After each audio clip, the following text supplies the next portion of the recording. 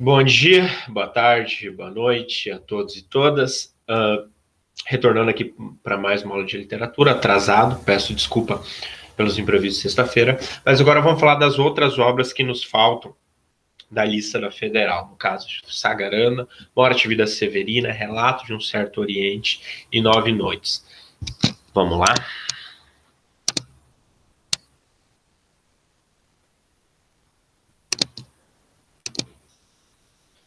Bom, gente, Sagarana, basicamente, a gente vai falar de uma obra que está situada na terceira fase do modernismo, bem ali no início da terceira fase.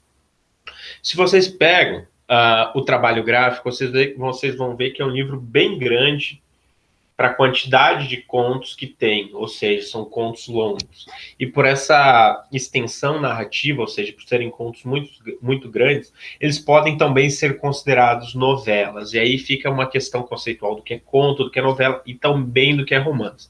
Vamos lá só de uma forma breve. O conto vai ser aquela narrativa curta, ou seja, que o foco é apenas narrar a história, sem muitos outros pressupostos. A novela, aí que ela se diferencia do romance, a novela vai ser uma narrativa mais longa que o conto, que o único foco dela é contar uma história, é trazer o fato que está ali na história, o evento, a circunstância em si. E já o romance, ele é uma narrativa bem extensa, que busca não só contar a história, mas analisar pressupostos psicológicos, filosóficos, sociais, ou seja, existe uma análise muito mais do que a história que está para se contar. Então a novela é uma narrativa extensa com o único propósito de narrar um fato. Então alguns contos aqui de Sagarana podem ser sim considerados novelas.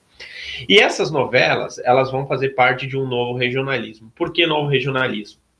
Porque ele vai ser um regionalismo diferente daquele regionalismo na segunda fase, lá do romance de 30. Lá no romance de 30, a gente tinha um regionalismo muito mais engajado, que buscava denunciar várias questões da desestrutura social de determinadas regiões do Brasil, muito mais específico no Nordeste, discutia muito a questão de luta de classes, ou seja, era uma espécie de narrativa com instrumento social e político e também cultural.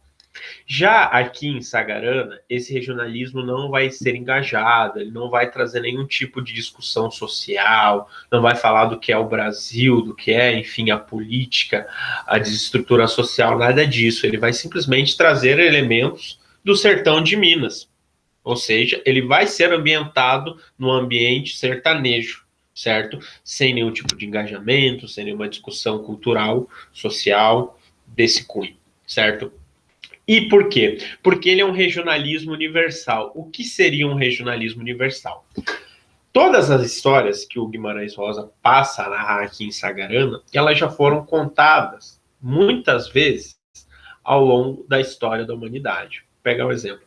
Muitos conflitos que tem aqui podem ser encontrados talvez na Grécia Antiga, na Roma Antiga, podem ser encontrados muito dentro da Bíblia. Pegue a mínima história bíblica que você sabe.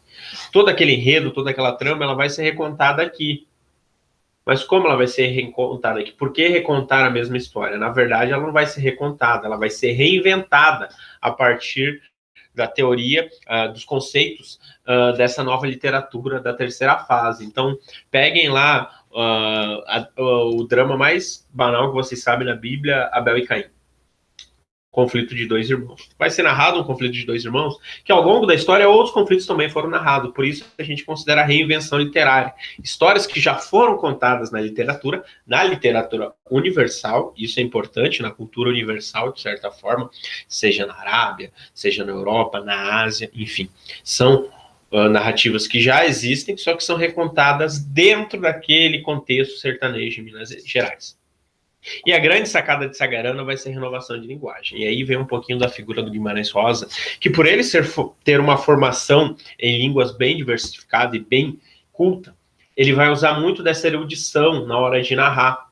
Então vai ter uma mescla de uma linguagem erudita, que é de formação dele, com aquela linguagem que eu chamaria que é a variação local, ou seja, ele vai reproduzir a fala de sertanejo de uma forma muito fidedigna e também de uma forma muito próxima daquilo que é realmente. Então, ele vai conseguir reproduzir dois tipos de linguagem de uma forma bastante rica. E principalmente os neologismos, que são o quê? Figuras de linguagem que ele vai criar novas palavras a partir de palavras já existentes. Peguem o seu amigo mais débil mental, mais doente que vocês têm e que faz mais besteira. Imaginem o nome dele aí, João, certo? O João faz série de besteiras. Então, quando você vê alguém agindo igual o João, você cria lá uma expressão. Você está Joãozando, você vai Joãozar. Era mais ou menos isso que ele criava. Por que ele criava essas novas palavras? Palavras que não eram dicionarizadas. Porque essas novas palavras, elas expressavam o sentido melhor do que criar uma expressão lá tentando reproduzir o significado dentro da literatura. Então ele tinha expressões, por exemplo, enxadachim, que é uma mistura de enxada com espadachim, que ele vai tentar dar a ideia de que o trabalhador rural, ou o trabalhador do campo, usa sua enxada assim como o samurai usava sua espada. Ou seja, um instrumento de força, um instrumento de, talvez, de virilidade, de identidade, de cultura, que está representado na enxada. Que se ele construísse uma frase longa, tentando traduzir, não ia ter o mesmo sentido da palavra enxadachim. E muitas dessas expressões de Guimarães Rosa estão colocadas num dicionário específico, que é o dicionário de neologismo, que foi um estudo que foi feito, que reuniu toda a obra dele, todos os neologismos possíveis, e traduziu no dicionário, que é muito pouco divulgado, porque a maioria das palavras não estão dicionarizadas. Algumas pelo uso constante acabaram entrando aí na fala popular, mas elas não estão no dicionário. E outro ponto da narrativa do Guimarães Rosa é a narrativa de encontro. O que é a narrativa de encontro? Peguem lá qualquer novela que você leu, qualquer conto que você leu ali do livro, vai ter uma narrativa central, que, sei lá, é dos trabalhadores cruzando uma região para levar os bois. Ok, essa é a história, essa é a narrativa. Mas só que um dos peões começa a contar uma história, talvez a história lá na infância, que ouviu lá na infância dele, uma história que se passou com ele, ou seja, é uma história dentro de uma história. Então, ao longo de algumas páginas, vai se desligar da história inicial para ouvir a fala desse peão, que vai se encerrar no momento e vai retomar a fala central, a narrativa central, que é a travessia ali. E essas narrativas dentro da narrativa, que é chamada narrativa de encontro, elas têm um significado. E é bem importante vocês não perderem o fio da narrativa, entender que é uma narrativa dentro de outra, e que essa narrativa que está dentro, essa subnarrativa, vamos chamar assim, ela tem um significado, porque ela vai encontrar algo, que ela vai se assemelhar dentro daquela narrativa. Então essa é uma marca bem importante dessa obra. E também vai ter uma mescla entre o real e o imaginário. Esse imaginário eu traduziria como absurdo, porque situações absurdas vão acontecer ali. Independente se isso acontece ou não na vida real, situações absurdas vão acontecer do nada no meio do sertão, certo? Aí a questão não está muito ligada se esse fenômeno é explicável, se existe, se é invenção, se é imaginação. Mas no imaginário popular da cultura regionalista, determinadas histórias são narradas que acontecem ali e a população se apega a esse imaginário. Então esse absurdo, esse teor fantástico em meio à narrativa do Guimarães Rosa vai aparecer constantemente, é preciso o autor lidar, porque aí a gente vai ter essa grande sacada do nome, que eu quero que vocês prestem muita atenção, que saga é uma palavra de origem tupi, que significa lenda, e rana é uma palavra de origem das línguas escandinavas, que significa semelhante. Então sagarana significa como uma lenda. Então todas essas histórias, voltam lá na questão da novela, são narradas só com pressuposto de narrar, sem teor social, psicológico, filosófico, nem nada. E elas vão ser narradas a partir daquele contexto popular, regionalista do sertão. Então, interpretem muito mais essas narrativas como espécie de lendas apenas narradas, sem muito significado moral, social, existencial. Certo? Morte e Vida Severina. Gente, Morte e Vida Severina vai ser outra obra da terceira fase do modernismo. Ela foi escrita entre 44 e 45, mas só publicada em 55, que é ainda o período que abrange os 15 anos considerados ali da terceira fase. E ele vai ser um poema prosaico. O que é um poema prosaico? É um poema que ele tem uma característica de prosa, que é narrar. É um pouquinho diferente do poema épico. O poema épico vai muito de conta com aqueles elementos do heroísmo, da virtude, de conflitos, de batalhas, de figuras, de bem e de mal. O poema épico está ligado a essa questão épica. Já o poema prosaico, ele só vai narrar uma história, uma situação ali, só que dentro do gênero poema. Então ele vai ser metrificado, ele vai ter verso, ele vai ter rima, certo? Ele vai ter toda uma sintaxe própria do poema. certo? E essa história que é contada dentro dessa prosa, dentro do poema, é a história do retirante Severino. Retirante Severino vai contando sua história, que é a busca de uma vida, da vida, né? Buscar a vida ao longo do trajeto. E esse trajeto que ele encontra, prestem bastante atenção, um trajeto cercado de morte. A morte e a vida, elas vão dialogar e se enfrentar, se confrontar várias vezes ao longo da narrativa. Só que é bem importante a gente pensar que essa morte não vai parecer assim, ah, Severino caiu do barranco, ele deu de cara com a morte, não. A morte, ela vai estar ali num sentido quase que figurado, num sentido quase que representativo. Porque, por exemplo, o rio seco pode ser uma representação da morte, porque é a morte do rio, e o rio abastece ali uma determinada população da região. Então é a morte daquela população, é a morte também daquela terra. Então, a morte ela vai aparecer constantemente no caminho do Severino através dessa simbologia. Então é bem importante prestar atenção nisso.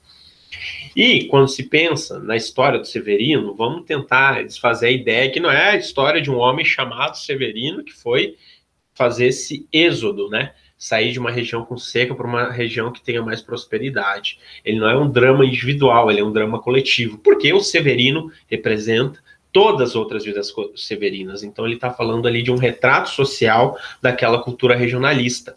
E é bem importante a gente alinhar esses dois pontos, vida e morte na obra, porque dentro da cultura regionalista, apesar de toda a desgraça que parece ser narrada no poema, a ideia da vida, a perseverança da vida é algo muito mais forte dentro da obra. E isso por conta da religiosidade nas culturas populares. Então aí vocês vão sacar um pouquinho da intertextualidade que está impregnada no poema.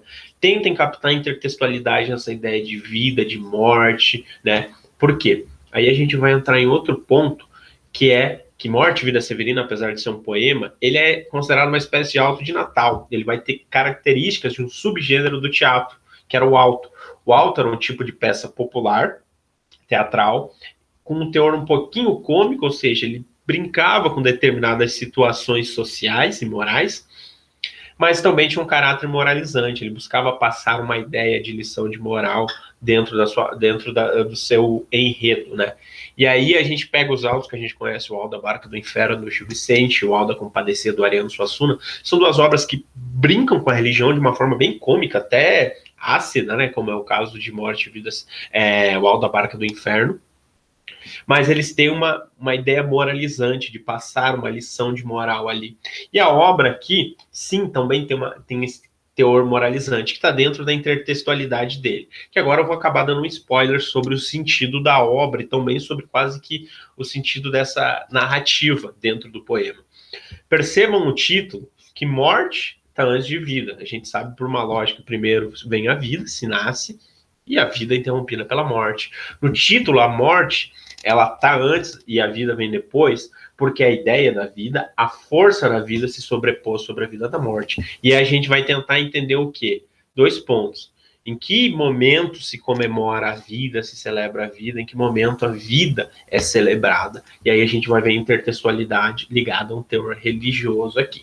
Espero que vocês tenham compreendido a sacada, mas leiam nesse sentido que vai produzir uma interpretação um pouquinho mais edificante. Vamos lá para Relatos de um Certo Oriente. Relatos do Certo Oriente, gente, é um romance contemporâneo, né? O Milton Ratum é um autor ativo no cenário literário até hoje, publicou em 89, Relatos do Certo Oriente, era o primeiro romance, ele estava se inaugurando na literatura com essa obra. A crítica recebeu muito bem, o público recebeu muito bem e ficou na espera por um segundo romance, né? Um outro romance, uma outra obra dele, porque essa teve uma recepção muito boa. Só que o Milton Ratum levou 11 anos para publicar uma nova obra, então houve ali um silêncio, um hiato criativo de 11 anos, que é quando ele publica Dois Irmãos em 2000, e publica mais, pelo menos 3 ou 4 obras até o presente momento. Mas, atualmente, ele escreve bastante textos na imprensa sobre literatura, textos de opinião. Então, ele inclusive tem uma opinião bem forte sobre o contexto político atual. Então, ele é alguém bem ativo no cenário literário aqui. E se vocês puderem comparar ali os romances que a gente tem nessa lista, Casa de Pensão, Clara dos Anjos, e Relato de um Certo Oriente, percebam como o Relato de um Certo Oriente ele modifica muito a questão do romance, porque ele é um romance ligado muito mais à contemporaneidade, tanto na sua linguagem, tanto na sua estrutura e também na sua temática ali no discurso indireto livre. Então, gente, Relato de um Certo Oriente vai falar basicamente sobre a cidade de Manaus, sobre uma família ligada à imigração libanesa. Ali, nesse contexto que eu acabei de passar para vocês, vai haver uma série de conflitos culturais, seja por religião, seja pela moralidade da família. Vários elementos da família não se concordam no seu comportamento, nos seus posicionamentos. A religião é um ponto que interfere ali. E aí a gente tem que pensar numa questão sociocultural muito forte ali da imigração libanesa em Manaus, que é o seguinte: se vem já de uma região bem distante, que é o Oriente, para uma cidade como Manaus, que é banhada por um rio, ou seja, tem os seus limites fluviais, e é bem distante dos outros grandes centros do Brasil, e também já faz fronteiras com países hispanofônicos, que seria ali Colômbia, Peru, e até o próprio Suriname, que não fala espanhol, logicamente, eles vão se sentir basicamente uma espécie de ilhamento, isolamento cultural, ou seja, a cultura deles ninguém compreende, eles não dialogam com a própria cultura. Então eles vão ver o impasse de aceitar continuar na própria cultura ou ceder e se adaptar à cultura local. Então esses conflitos culturais vão ficar um pouquinho evidentes na obra e também no comportamento de cada um da família. Por quê? Porque o grande foco dessa narrativa são os 8 capítulos que são em forma de diálogos que vão tentar resgatar a memória de Emile, que é a matriarca que vai falecer já no início da obra, mas os relatos que vêm, eles vêm de um tempo já bem antes da morte dela, ou seja, já era um passado quando Manaus era uma cidade ainda provinciana e distante. E o que eles buscam entender é o quê? As desavenças daquela família, eles querem constituir a memória de Emile. Quando eu falo a memória de Emile, eu digo as lembranças que ele tem dela, que eles têm dela. No caso, quem foi ela, o que lembram dela, como era essa pessoa. Eles vão tentar resgatar muito ali, numa espécie de mosaico, que quem foi a Emila, afinal. Mas eles buscam muito mais do que isso, compreender as desavenças que estavam ligadas à matriarca e à família. E aí vai voltar em muitos conflitos morais, nos irmãos, na morte de alguns desses filhos, que tudo ali estava ligado a uma gama de bastante conflito dentro da família. E aí, o grande foco do livro é falar justamente da questão da passagem do tempo. Percebam como os relatos eles se põem distante e os que narram já não conseguem sopesar, calibrar o que realmente aconteceu. Eles querem, mas não conseguem fazer um juízo de valor do que realmente aconteceu lá naquele passado, porque eles estão narrando de um momento já bem distante. E aí eles estão tratando de uma questão que é mais cara na literatura, que é a impossibilidade da memória. A memória ela nunca vem consolidada na forma que a gente resgata. A memória ela é construída a partir de elementos que a gente acaba tendo ali e acaba tentando formar esse mosaico da memória a partir da dedução. E o livro vai falar muito de como a passagem do tempo acaba tornando a memória um ato impossível, um lugar impossível.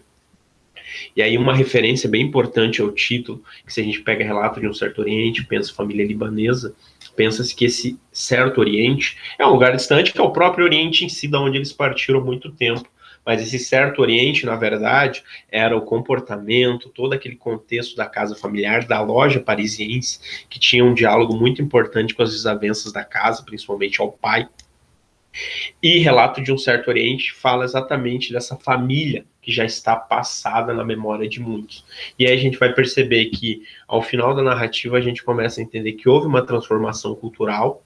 Quem está narrando ali, todos que narram, já não são os mesmos que estão se lembrando, ou seja, quando eles falam deles no passado, eles falam de uma pessoa totalmente distante daquelas que está narrando, porque houve um processo de reinvenção de identidade. Eles deixaram muito de quem eram, seja por questões financeiras, questões morais, questões sociais. Eles reinventaram a identidade. A gente pode dizer que em parte eles se adaptaram, né? Porque a cidade de Manaus mudou, a cidade de Manaus sofreu um processo de modernização. A narrativa acaba ali pelo começo dos anos 80. E eles percebem que muita coisa se passou ali e que eles já não são aqueles mesmos que narram a narrativa inicialmente.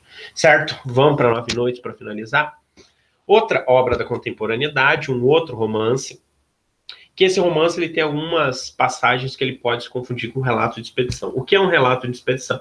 É uma espécie de gênero textual muito semelhante ao diário de viagem. O diário de viagem tem mais aquela função de registrar o que acontece no dia a dia, paisagem, os costumes, a cultura, a culinária, as dúvidas, os sentimentos do viajante. Já o relato de expedição, ele se trata, assim, de uma viagem, mas essa viagem, ela está muito ligada a estudos, ou seja, tudo que é relatado, ele tem que ser relatado com precisão, não com sentimentos, ou seja, você ter um olhar muito científico sobre o que está sendo relatado, porque depois aquilo vai virar uma base de estudo, ou seja, todo relato de expedição parte do intuito de estudar uma região, estudar uma cultura, estudar uma paisagem, um clima, tudo aquilo que se possa aproveitar para estudo. E 9 Noites vai trazer bastante esse traço aqui. Quem terminou o ensino fundamental recentemente talvez tenha pegado ali entre o 8º e 9º ano relato de expedição. Eu recentemente trabalhei com o 9º ano assim, sobre isso, falei um pouquinho da expedição do Xingu. E por ser um relato de expedição, vai ter muito de antropologia, história e principalmente a imersão na cultura indígena. Porque o narrador ele vai precisar beber muito da cultura indígena, dos povos ligados à narrativa, para entender muito que é a figura do Buell, né? E aí que a gente vai ver os dois eixos da narrativa, que um é a busca do narrador, né? Do narrador jornalista, que é o próprio Bernardo Carvalho, de certa forma, existe até um teor autobiográfico ali na obra, como ele propriamente já admitiu, e o enigma do Buell, ou seja, essas duas narrativas elas vão estar se passando, elas vão ser contadas pelo mesmo narrador. E aí a gente tem que entender uma questão muito importante da narrativa, que o leitor, no caso vocês e eu também, ele tem um papel muito importante na narrativa, porque o narrador jornalista, ele vai buscar ali uma série de anexos, imagens, cartas, de entrevistas que ele transcreveu para entender um pouquinho do enigma do Buell, ou seja, ele faz uma busca e ele acha pontos. E na visão do leitor, até um pouco ingênua, vai pensar-se um momento assim que ele conseguiu achar e a narrativa vai ter um desfecho que ele vai entender algo do Buell. Espera lá. Se ele entendeu, não foi porque ele achou coisas, mas porque ele deduziu. Por que deduziu? Porque o que ele achou serviu de ponto para reinventar a memória. Ou seja, ele achou coisas que começaram a dar um indício, como se você joga ali um quebra-cabeça, alguma coisa assim, brincar de mapa do tesouro, que faz você achar pontos que você vai deduzir a chegada final, né? Que no caso seria descobrir esse enigma do Buell. Por quê? Porque, de novo, eu vou voltar na questão da memória. A memória é um tema caro à literatura. A memória que ele tem de tudo que tem registrado ainda é impossível de tentar desvendar e de desfechar o enigma do Buell, certo? Então, ele precisa reinventar muitas coisas a partir da memória e da dedução. Mas não é o narrador que vai fazer isso, é quem? O leitor. O narrador, ele vai fazer o papel ali de busca como jornalista, que nada mais é que trazer as imagens que ele tem, as cartas, os trechos, as informações. Ele oferece informações, prestem bastante atenção nesse ponto, ele vai oferecer a informação para o leitor, e o leitor vai ter esse papel de unir os pontos e ajudar na descoberta do enigma. Então depende muito da leitura, da interpretação individual do leitor. E aqui um outro ponto-chave para vocês refletirem sobre a obra, que é a figura do pai. A busca do narrador jornalista inicia-se quando o pai dele morre, que também é autobiográfico, esse ponto que o Bernardo Carvalho já deixou muito claro em algumas entrevistas, e também a relação do Buell com o pai. A narrativa, a biografia do Buell é passada em vários momentos do romance, então essas duas relações do pai do Buell, tanto quanto o pai do narrador, vão ficar bem evidentes ali, e de forma geral posso passar para vocês que é um livro que fala de paternidade, embora em momento nenhum pareça que ele fala de paternidade, então refaçam a leitura a partir dessa ótica, tentando compreender que é um livro que busca falar de paternidade, certo? Gente, por hoje é isso, logo vou falar das obras de uma forma mais geral, mais específica, para a gente até tirar uma dúvida, vou marcar alguns tira-dúvidas no sábado, para a gente resolver aquelas questões, esmiuçar alguns pontos aqui, certo? Vou ficando por aqui, beijo para vocês, boa semana, tchau, cuidem-se, até breve, tchau!